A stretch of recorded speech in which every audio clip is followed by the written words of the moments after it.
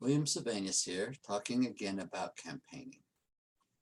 One of my greatest shocks when studying campaign theory was that both parties play by the same rules.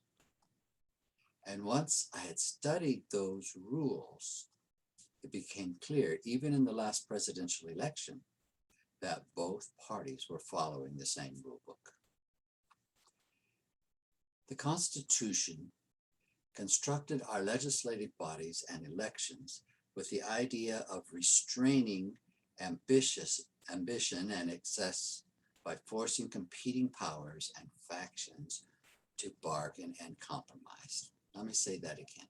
The Constitution constructed our legislative bodies and elections with the idea of restraining ambition and excess by forcing competing powers and factions to bargain and compromise.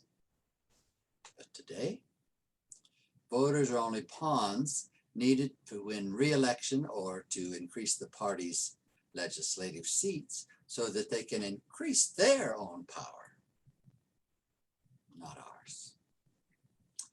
Which brings us to the unintended consequences of power politics.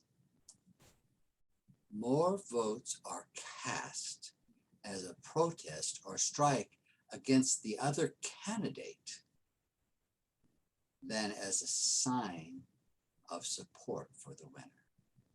More votes are cast as a protest or a strike against the other candidate than as a sign of support for the winner. You see, there's a dirty secret of campaigning. And that dirty secret is that campaigning is not really focused on the non-voters, the independents, or the undecideds, not really focused on persuading uncommitted people to vote for a candidate. The real focus, and thus the emotional focus of a campaign, is to inspire the party's own members to come out to vote. New members are not being recruited. This is a false assumption that we the people have and a facade that the media creates. The dirty little secret is that the party's own members are emotionally manipulated to believe that the world will end if they do not vote. And guess what? Research has shown the most effective way to win an election is to convince your own party members that the world as they know it will end if they don't vote. It's straight up simple as that. Turn out your own party members and discourage the other party's members, the independents and the non-aligned, to not vote.